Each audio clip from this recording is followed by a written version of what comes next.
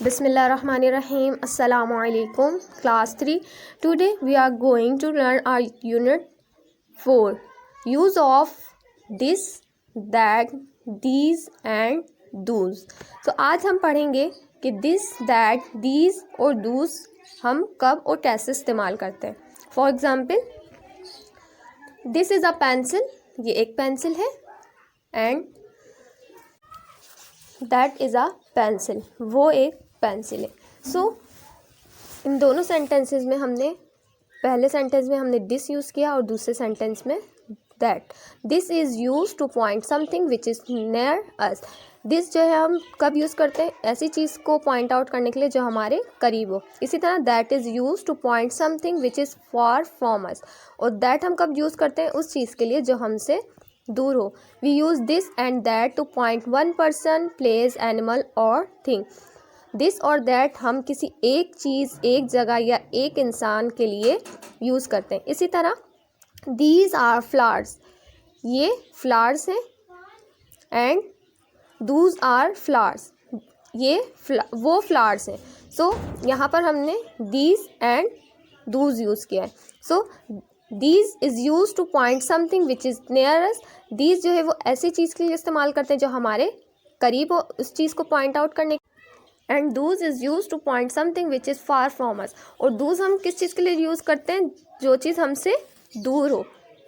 So we use these and those to point more than one person, place, animal और thing. जिस तरह मैंने आपको बताया, दिस एंड दैट हम एक चीज़ के लिए इस्तेमाल करते हैं, एक पर्सन के लिए इस्तेमाल करते हैं. इसी तरह दीज एंड दूज हम बहुत सारे लोगों के लिए, यानी कि एक से ज़्यादा लोग हों, एक से ज़्यादा चीज़ें हों, तब हम दीज और दूज इस्तेमाल करते हैं.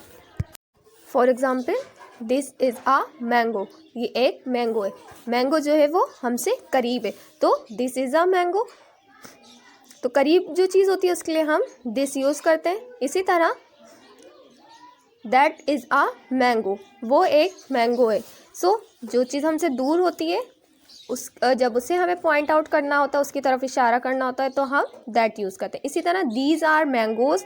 जब एक से ज़्यादा चीज़ होती है तो उसे पॉइंट आउट करने के लिए हम दीज यूज़ करते हैं. इसी तरह दूज आर मैंगोज़. जब एक से ज़्यादा चीज़ हो और वो हमसे दूर हो, फार हो, तो हम दूज यूज़ करते हैं. Those are mangoes. सो जब हम किसी सिंगुलर चीज़ के बारे में बात करते हैं और करीब की चीज़ की तरफ हमें पॉइंट आउट करना होता है, करीब की चीज़ को पॉइंट आउट करना होता है, तब हम दिस यूज़ करते हैं. This, for example, this is a guitar. Guitar जो है वो अभी हम एक है और करीब है, तो उसके लिए हम दिस यूज़ करते हैं. इसी तरह जब हमें दूर की चीज़ की तरफ इशारा करना होता है और वो सिंगुलर होती है, तो हम दैट यूज़ करते हैं. That is a parachute. Parachute जो है वो दूर है.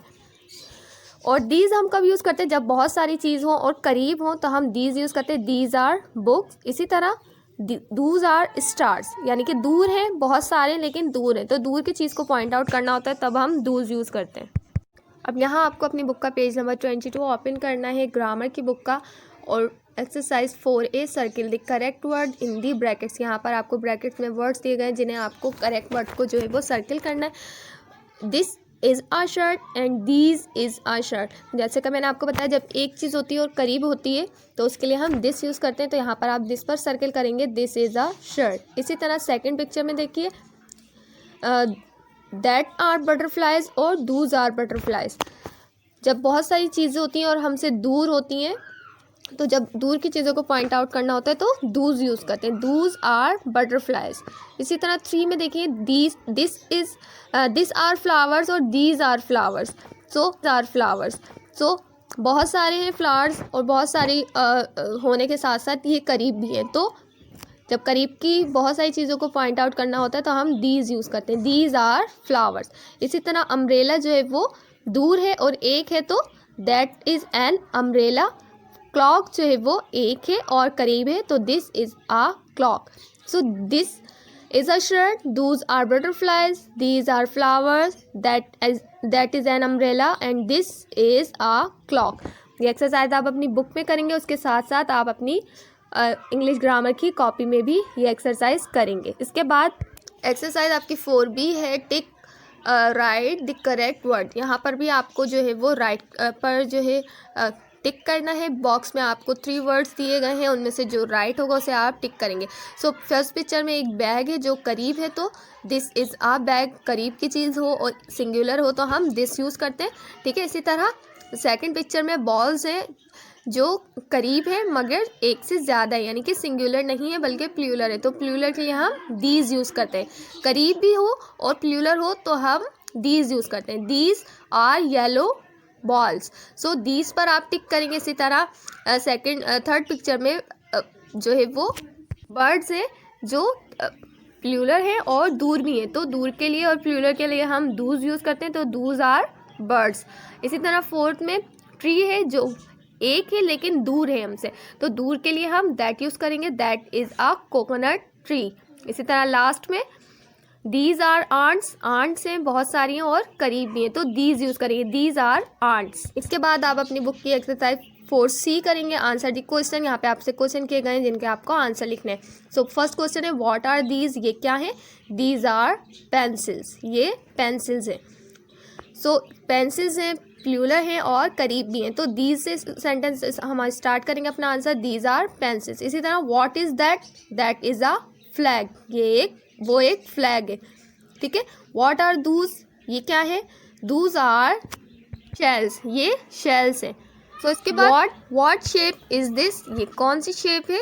This is a rectangle shape, ठीक है। उसके बाद लास्ट है आपका व्हाट आर दीज, ये क्या है? दीज आर हैंकरचीफ, ये रुमाल है, ठीक है। सो जो चीज़ दूर होती है और सिंगुलर होती है तो दैट यूज़ करते हैं, जो चीज़ करीब होती है और सिंगुलर होती है तो हम दिस यूज़ करते हैं। इसी तरह जो चीज़ बहुत सारी चीज़ें होती हैं तो उनके लिए हम दीज यूज़ करते हैं जब वो करीब होती हैं, और अगर वो चीज़ें दूर होती हैं तो हम दैट यूज़ करते हैं। इसके बाद आपको अपनी बुक की एक्सरसाइज 4D करनी है, put the words in the right order. यहाँ पर आपको सेंटेंसेस दिए गए 5 जिन्हें आपको राइट ऑर्डर में लिखना है। फर्स्ट है मी पास दैट रूलर, सो इसको हम इससे स्टार्ट करेंगे, पास मी दैट रूलर, ठीक है। Take books away these, take away these books.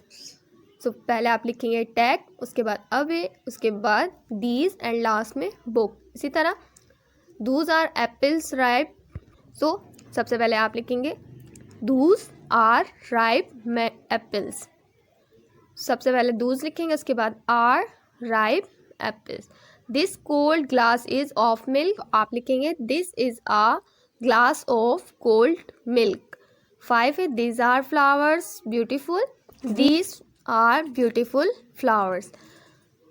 Exercise 4D करेंगे आप। 4A पेज नंबर 22 आपको अपनी कॉपी में भी करनी है इंग्लिश ग्रामर की, उसके अलावा सारी एक्सरसाइज आपको अपनी बुक में फिल करनी है। आई होप आपको चैप्टर अच्छे से समझ आया होगा। अल्लाह हाफिज़।